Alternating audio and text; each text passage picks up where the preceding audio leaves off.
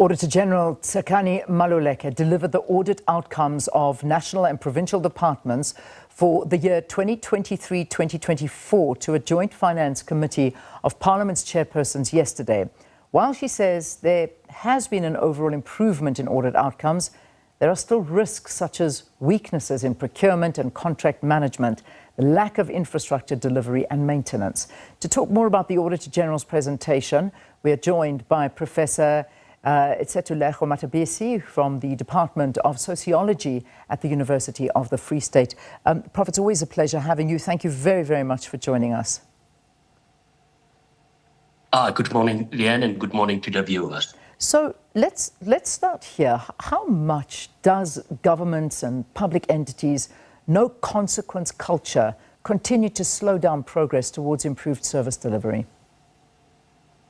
Leanne, I feel sorry for the Auditor General, but for me it's a long-standing problem, and it only comes down to, and I've also listened to the comment from the viewers about corruption and all that, but for me this comes to one issue, and it's the issue of the moment if we are going to link the Auditor General's reports, annual reports, or the handling of finances within departments to an HOD and also to the performance of the metrics of the president.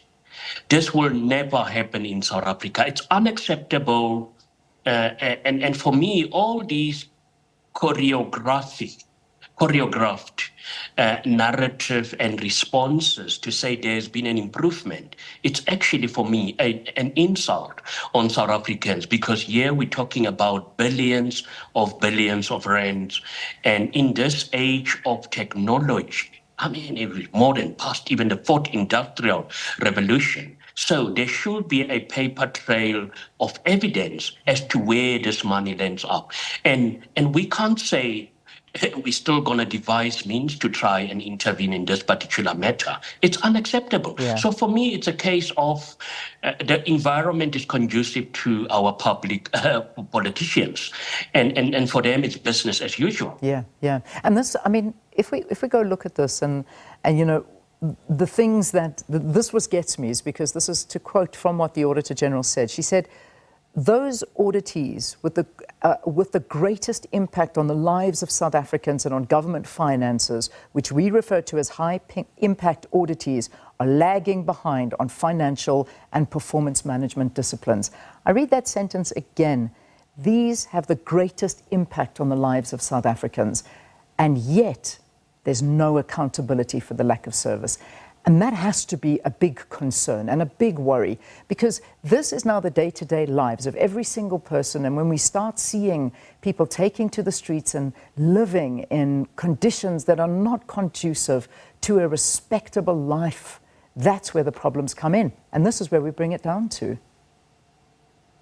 No, it's a serious problem. One should just look at to what extent this money that I think goes to where it is not intended to go to, how much will it ease the financial burden on South African households, on South Africans individuals who are battling to find employment out there? And these are some of the questions that we need to ask. For me, there's no signs of a complete recovery. In fact, perhaps there are signs that the audit reports, there might be improvements during the 7th administration, but for me, that should not be the narrative.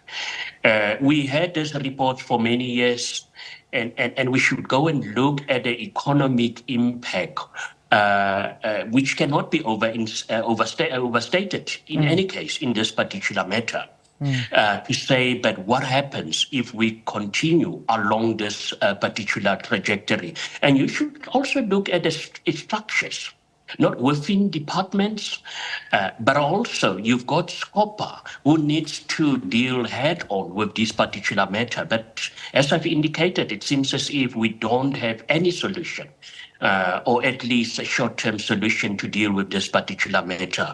And that, for me, also brings into question what role does our opposition parties play? What role does civil society organizations play in ensuring that this should not happen? I mean, we know who is employed, who is the chief financial officer in an entity X. I mean, if I can just very briefly, Liam, give you an example. Look at NAFSAS. It is a huge, a dire situation if you look at it.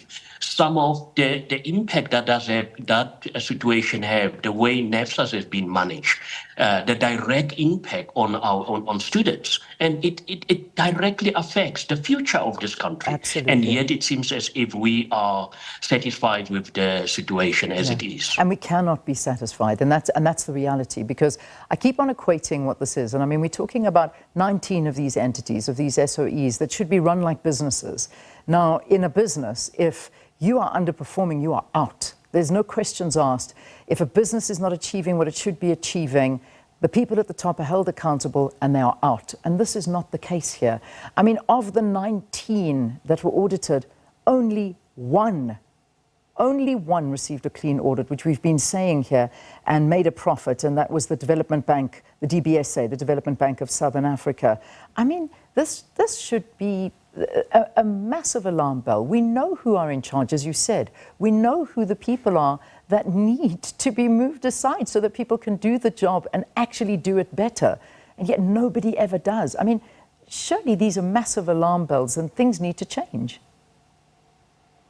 Yes, and if you talk about those 19 entities, we're also talking about high-impact auditees. I mean, you're talking about the Road Accident Fund, and I've already indicated about NAFSAS and the role that they have to play. And yet, it seems as if we are comfortable with the situation. This is unacceptable. 1 out of 19, that in itself, it's indicative of the road that is happening. And yes, it's very commendable. Actually, what I want to say, it is very commendable how our leaders have actually thrown wool over our eyes and our ears, because I strongly believe that in any other society, the people will have risen. And by rising, I don't say people should go to the street, but we need answers to say, but how? And because this, for me, is actually at the heart of what a government is all about, how they respect South African taxpayers by ensuring that the money is actually well spent, but also there are financial procedures in place to deal with South African taxpayers' money. But this doesn't seem to be the case. And I strongly believe that action should be taken, and much more stronger action than this whole, almost future, hypothetical case to say we will in future take action against those who are implicated. So, I mean, let's start off with the basics, because it was also announced yesterday and said from the Auditor-General that her office has identified a trend that some accounting officers are excluding embarrassing indicators out of the reports, and that she's made findings, or saying that she'd make findings against them. So they've decided to just exclude them, and they know what they are. How do they keep their jobs? If that happens again, I say that these should be run like businesses, that if anybody doesn't do their job or tries to hide things, this is illegal. It's a criminal offense. We know who's doing it, and yet they get away with it. I mean, this again is a great worry, hiding indicators. Yes, indeed. And on another level, remember, we're now talking about provincial and national governments, but you've got other state entities. You've got municipalities and also the state-owned enterprises, which it seems as if they have been left on their own. It's for them, it's business as usual. We know some of the consequence, the impact and the implications of what I would sometimes say the inaction of those who are supposed to take action against these individuals who are implicated in this. But you can't have operational efficiency in all these entities if you have not employed the right individuals. And we all know, I'm a sociologist, trained social scientist. There's absolutely no way that I can now be appointed tomorrow just based on my connections to go and manage an entity, the finances of an entity with billions of rands.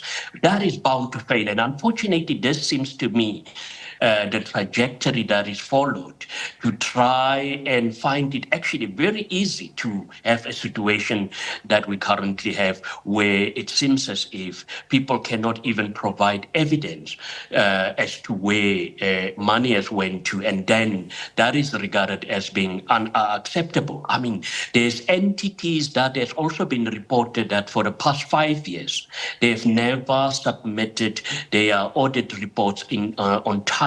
And the question is, why don't South Africans get a report which states that out of those entities, this is the action that have been taken against the individuals who are supposed to ensure that these reports are submitted on time and they actually do comply with what is expected. Yeah. So the Auditor General also highlighted the state of enterprises continuing to struggle with numerous challenges, I mean, including financial viability, performance management.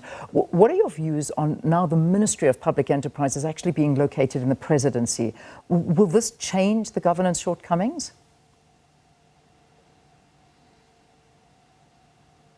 Yeah, no, we need to ensure that proper governance, and we do have these systems in place, Leanne. It's not a question of these systems are not in place, but for me, the question is, why are we allowing such a situation, and why is this, as I've indicated from the outset, this is a long-standing process, and we've been recycling this Auditor-General reports to the extent that, we're talking about more than 10 billion of money that cannot be accounted for.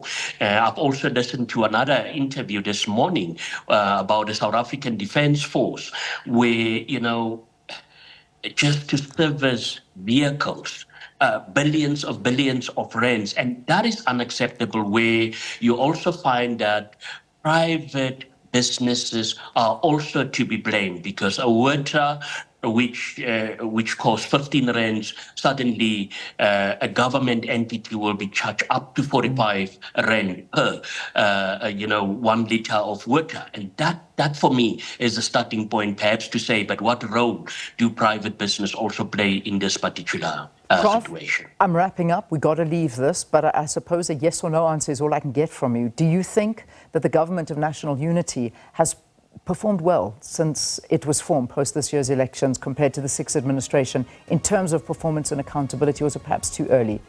Yes, no? It's going to be very difficult, Leanne, to even start to respond to that. We've seen muted attempts of accountability, public pronouncements and all that, but did that bring any tangible changes? All right. So that is some of the questions that we need to ask. It's too soon. We've seen the Ministry of Sport very vocal about certain things. There has been movement on certain, we've seen what had happened with Home Affairs. That is the kind of action that boosts the confidence of South Africans, that makes us proud. And we are capable. And there are many capable public servants. But unfortunately, the few messes us. Very few. Thank you. Got to leave it there. Prof. Matebesi is from the Department of Sociology at the University of the Free State.